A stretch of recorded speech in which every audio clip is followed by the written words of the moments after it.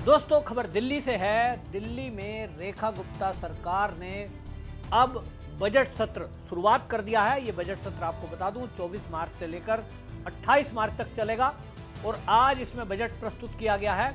लेकिन रेखा गुप्ता ने पहले ही दिन एक बात तय कर दी कि जो पिछली सरकार थी, जिस तरह से उनके घोटाले दर घोटाले खुल रहे हैं, 14 सीएजी रिपोर्ट हैं जिनको पटल पर रखना था और अरविंद केजरीवाल सरकार ने उनको नहीं रखा था।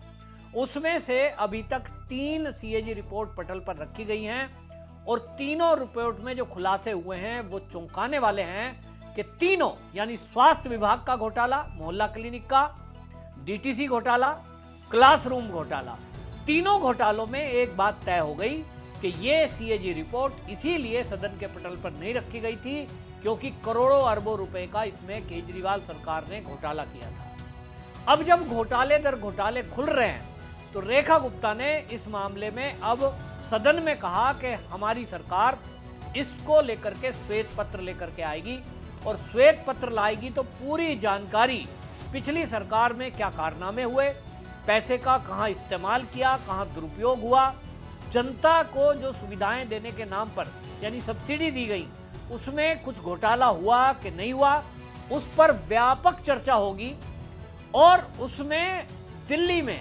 पूरा इसके बारे में सर्वे कराया जाएगा। उसमें विशेषज्ञों से राय ली जाएगी और वो श्वेत पत्र रखना इसलिए जरूरी है क्योंकि जो रेखा गुप्ता जिस दिन मुख्यमंत्री बनी है उन्होंने ये बात देखा है कि दिल्ली का खजाना खाली है। उन्होंने मीडिया में ये बात बोला भी था कि हमें जो सरकार मिली है वो कंगाल सरकार हमें छोड़कर गई है, बजट बिल्कुल घाटे में है, केवल पेपरों में कलाकारी करके और मीडिया में आकर केवल ये बोल देना कि देखिए हमने फ्री की बिजली दी, फ्री का पानी दिया, फ्री बस यात्रा दी, फिर भी हमारा बजट प्लस में है। केजरीवाल कहते थे मैं तो जादूगर हूं, लेकिन उस जादूगर का नकली जादू अब ये खुलासा होगा। और हमने देखा है कि जिस तरह से केजरीवाल बड़ी सफाई के साथ झूठ बोलते हैं उसका नतीजा आप देखिए कि दिल्ली में उनको नकार दिया गया, पोल पट्टी खुल गई। तो जो जादू है केजरीवाल का वो तो जनता पे चला नहीं और इसीलिए रेखा गुप्ता ने अब ये तय किया कि इस पर हम श्वेत पत्र लेकर आएंगे। तो मैं आपको बताऊं कि आखिरकार श्वेत पत्र होता क्या है। आप देख रहे हैं कि इसमें श्वेत पत्र लाने की बात ये मोदी सरकार जब आई थी तो उन्होंने भी यूपीए 1 यूपीए 2 सरकार में जिस तरह के घोटाले हुए थे उसको लेकर निर्मला सीतारमण ने भी सदन में ये कहा था कि इसको लेकर हम श्वेत पत्र आएंगे ताकि पिछली सरकार ने किस तरह से देश की अर्थव्यवस्था को चौपट किया था और फिर हमने उसमें क्या क्या सुधार किए। श्वेत पत्र में ये बताया जाता है, ये 1920 में अंग्रेजों ने शुरुआत की थी और क्योंकि एक उसका फोल्डर का कलर वाइट होता है, वाइट से चीज़ें बताई जाती है इसलिए उसको श्वेत पत्र कहते हैं। तो उसमें पूरी पिछली सरकार के कामों की समीक्षा, जानकारी, विश्लेषण ये करा जाता है। दूसरा, उसमें एक्सपर्ट ये भी राय रखते हैं कि इस मामले में क्या कार्रवाई की जाए। पिछली सरकार ने यदि कोई कमियां की हैं, घोटाला किया है, कोई ऐसा उन्होंने सब्सिडी दी है जो नहीं देनी चाहिए थी जिसके कारण अर्थव्यवस्था चौपट हो रही है, देश का नुकसान हो रहा है, तो उसमें एक्सपर्ट अपनी राय भी रखते हैं। दूसरा, आर्थिक सुधार और विभिन्न क्षेत्रों में उसका क्या प्रभाव पड़ा, जैसे कि डीटीसी बस में केजरीवाल ने महिलाओं के लिए बस यात्रा फ्री कर दी। तो श्वेत पत्र में यह बताया जाएगा कि डीटीसी पर उसका क्या प्रभाव पड़ा, यानी विभाग पर उसका क्या प्रभाव पड़ा, जो कर्मचारी थे उनके ऊपर क्या प्रभाव पड़ा, दिल्ली के लोगों पर उसका क्या प्रभाव पड़ा। उदाहरण देता हूं, डीटीसी का उदाहरण मैंने दिया। श्वेत पत्र माने सभी विभाग पर पूरी इंक्वायरी होगी। डीटीसी में जैसे इन्होंने फ्री बस यात्रा कर दी, उसके कारण क्या हुआ, जो रिवेन्यू इकट्ठा होता था डीटीसी को वो नहीं हुआ और उसके कारण ये हुआ कि जो डीटीसी है लगातार उसका घाटा बढ़ता रहा और आज की डेट में 8,498 करोड़ रुपया घाटे में डीटीसी है। नई बस खरीदी नहीं गई, पुराना खचड़ा बस चल रही है और जब पूरे देश के अंदर प्रदूषण को कम करने के लिए इलेक्ट्रिक बस लाई जा रही है तो दिल्ली के अंदर ये इलेक्ट्रिक बस उतनी संख्या में नहीं आई जैसे सरकार को लानी चाहिए थी। मात्र 300 बसें आई हैं जो नाकाफी है और कोर्ट ने भी इसको लेकर फटकार लगाई। तो प्रदूषण बढ़ा, घाटा बढ़ा, कर्मचारी आउट कर दिए गए, बस की हालत खचड़ा हो गई, जब बस की हालत खचड़ा हो गई तो लोगों को बरसात में पानी आ रहा है बसों पे, रास्ते में खराब होके खड़ी हैं, इस तरह के दुष्प्रभाव पड़ते हैं। तो ये श्वेत पत्र में बिजली फ्री दी गई तो उसका बिजली विभाग पे क्या प्रभाव पड़ा, जल पानी फ्री दिया गया तो जल विभाग पे क्या प्रभाव पड़ा, और ये जो शराब नीति थी इसका क्या प्रभाव पड़ा, इसकी डिटेल में पहले जांच होगी, फिर उसमें एक्सपर्ट की राय होगी, फिर उस पर सरकार मंथन चिंतन करेगी और ये पता लगाएगी कि दिल्ली का जो बजट है उसमें अर्थव्यवस्था में उसका क्या प्रभाव। फिर सरकार, रेखा सरकार ये भी बताएगी कि हमारी सरकार इसमें अर्थव्यवस्था को सुधारने के लिए कौन कौन से उपाय करने जा रही है या कर सकती है, एक्सपर्ट ने हमें क्या सुझाव दिया। जैसे एक अनुमान है कि डीटीसी में महिलाओं को बस यात्रा फ्री, लेकिन किसको, अभी तक तो कोई आदेश नहीं था, इसलिए करोड़पति भी और रोड़पति भी सभी महिलाएं फ्री यात्रा कर रही हैं। फिर एक क्राइटेरिया तय हो सकता है, एक्सपर्ट राय दे सकते हैं कि भाई जिनके पास में पीडीएस कार्ड है, गरीबी रेखा के नीचे रहने वाले लोग हैं, मजदूरी करने वाले लोग हैं, एक क्राइटेरिया तय हो जाएगा, उनका फिर बस का पास बना दिया जाए या कोई व्यवस्था ऐसी कर दी जाए कि जो लोग नीडी हैं उन्हीं को वो सुविधा मिले। इस तरह की जब करेंगे तो डीटीसी में कुछ सुधार होगा। बिजली फ्री किसको, अभी 200 यूनिट बिजली फ्री है, लेकिन किसको ये गाइडलाइन नहीं है, सरकार उस पर गाइडलाइन तय कर सकती है। दिल्ली में जिस तरह के काम किए गए हैं इसमें आपको ये भी बता दूं, और आपको जान के आश्चर्य होगा जो दिल्ली वाले हैं, कि अर्थव्यवस्था के मामले में, जीडीपी के मामले में अगर आप कहेंगे तो दिल्ली टॉप 12 राज्यों की सूची में दूसरे स्थान पर है। पहले स्थान पर मुंबई, दूसरे में दिल्ली, तीसरे में कोलकाता, चौथे में बेंगलुरु और चेन्नई पांचवें में। तो आप सोच रहे हैं कितना महत्वपूर्ण है दिल्ली, कितना कमाऊ है दिल्ली। इस दिल्ली में अपार संपदा है, अपार कमाई के यहां पर तरीके हैं, क्षेत्र हैं, सूचना, प्रौद्योगिकी, दूरसंचार, होटल, बैंकिंग, मीडिया सेक्टर, पर्यटन, निर्माण, बिजली, स्वास्थ्य और रियल एस्टेट। ये दिल्ली में आय के सोर्सेज हैं। सरकार को यहीं से टैक्सेस के रूप में, सेवा के कर के रूप में ये पैसा मिलता है। इसी से अंदाजा लगाइए कि जीडीपी जो है 293.6 बिलियन है।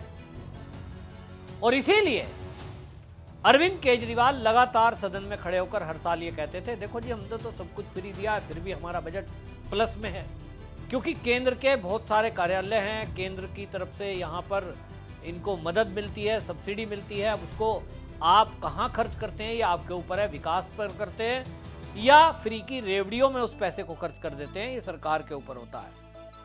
आप सोचिए कि जो 2015-16 में दिल्ली का जो बजट था वो सरप्लस में 1.56% था। आज की डेट में वो गिर करके जो जीडीपी है 5.4 से गिरकर, यानी जब केजरीवाल सरकार आई थी 15-16 में तब जीडीपी 5.4 थी, आज वो गिर करके 3.9। ये जो नीचे गई है ना, ये इतनी नीचे गई है कि राष्ट्रीय औसत है 6.27 का। राष्ट्रीय औसत में आधा करीब जीडीपी आ गई दिल्ली 3.9। ये कारनामा केजरीवाल की सरकार में हुआ। केजरीवाल की सरकार के चलते जीडीपी इतनी डाउन गई। यानी इसका एक दूसरे शर्त में अगर आपको बताऊं कि निवेश नहीं हुआ या तो लोगों की जेबों में गया, और यही श्वेत पत्र में जांच के बाद सामने चीजें आएंगी। आपको एक उदाहरण बताता हूं, जो जैसे श्वेत पत्र की बात कही गई रेखा गुप्ता के द्वारा, जो चीजें अब सामने आएंगी, आर्थिक सर्वे कराया जाएगा, वो अलग है। आतिशी कह रही थी कि आर्थिक सर्वे क्यों नहीं कराया, पहले आप कैग रिपोर्ट की बात कर रहे हो। भाई कैग रिपोर्ट अलग आएगी, आर्थिक सर्वे अलग चीज है, और श्वेत पत्र एक अलग चीज है। आप सोचिए श्वेत पत्र लाना क्यों जरूरी हो गया रेखा गुप्ता के सरकार के द्वारा। उसका आप इसी से आइडिया लगाइए कि जल बोर्ड 2013-14 में 8,700 करोड़ के घाटे में था। 2022 में ये घाटा बढ़ा और 73,000 करोड़ हो गया, क्योंकि दिल्ली में पानी फ्री तो देने का योजना थी, इसके अलावा जल बोर्ड में घोटाले हुए हैं। घर घर में रीडिंग लेने के लिए जो मीटर रीडर जा रहा है, आप में से कोई दिल्ली रहते हो, मैं देखता हूं, आकर चेक कर सकते हो, नंदनगरी सीमापुरी एरिया में जो जल बोर्ड के मीटर रीडर थे वो हर घर से पैसे ले जाते हैं, मीटर उल्टे लगवाए हुए हैं ताकि रीडिंग आए ना, और उतनी रीडिंग उसमें नोट करेंगे जो फ्री के दायरे में आ जाए। ये बहुत बड़ा घोटाले का खुलासा कर रहा हूं मैं। और इसके कारण से जल बोर्ड दिल्ली का लगभग 80,000 करोड़ के घाटे में है, जब रेखा गुप्ता को ये घाटे का ये विभाग सौंपा गया है। डीटीसी का घोटाला 2015-16 में 3,411 करोड़ का इसमें घाटा था। 2022 में बढ़कर वो 8,498 करोड़ हो गया और 2024 आते आते वो अब 9,000 करोड़ के घाटे में डीटीसी चल रही है। बिजली बोर्ड का घोटाला, बिजली बोर्ड का घाटा 27,000 करोड़ के घाटे में है और इसलिए रेखा गुप्ता सरकार को अब एक तो सब्सिडी बंद करनी पड़ेगी और बिजली के रेट भी बढ़ाने पड़ेंगे। अब केजरीवाल कहेंगे देखो जी हमारी सरकार थी तो हम तो डीटीसी फ्री कर रहे थे, हम तो साहब जल बोर्ड फ्री कर रहे थे, पानी फ्री, और देखो जी रेखा गुप्ता आ गई, बिजली के दाम बढ़ा दिए। ये नहीं बताएंगे कि 27,000 करोड़ का बिजली बोर्ड का घाटा है, जिसके कारण बिजली विभाग यहां घाटे में चल रहा है। तो कर्मचारियों की सैलरी कहां से आएगी, उनकी पेंशन कहां से आएगी, बिजली दिल्ली वालों को कैसे मिलेगी। और इसीलिए केजरीवाल ने फैलाना शुरू कर दिया था सरकार बदलते ही, देखो जी कट लगना शुरू हो गया, क्योंकि इनको पता है कि एनटीपीसी का बकाया है, एनटीपीसी की पेमेंट दी नहीं क्योंकि आपका बजट घाटे में है, पैसे हैं नहीं, केंद्र की मजबूरी है क्योंकि केंद्रीय कार्यालय है यहाँ पर, लोग यहाँ ब्लैकआउट तो हो नहीं सकता, तो एनटीपीसी की भी मजबूरी है कि वो बिजली का कट नहीं लगा सकता जैसे यूपी में लग जाता है। केजरीवाल सदन के अंदर खड़े होकर कहते हैं ना, देखो यूपी में बराबर में नोएडा है, वहां बिजली कटती है, हमारे यहाँ नहीं कटती। दिल्ली में इसलिए नहीं कटती जनाब क्योंकि दिल्ली देश की राजधानी है और यहाँ दुनिया भर से लोग आते हैं और यहाँ सभी सरकारों के, राज्यों के अपने कार्यालय है। दूसरी बात, यहाँ प्रधानमंत्री और सारा मंत्रिमंडल केंद्रीय कार्यालय हैं, तो महत्वपूर्ण है, सब एम्बेसी यहाँ पर है, यहाँ लाइट नहीं कट सकती। केजरीवाल इस बात को जानते हैं और इसलिए घाटा होता है तो होता रहे, हमारी राजनीति चमकती रहे। बिजली का बिल नहीं बढ़ाया, 200 यूनिट बिजली फ्री के नाम पर भी लोगों को रेवड़ी बांटते रहे।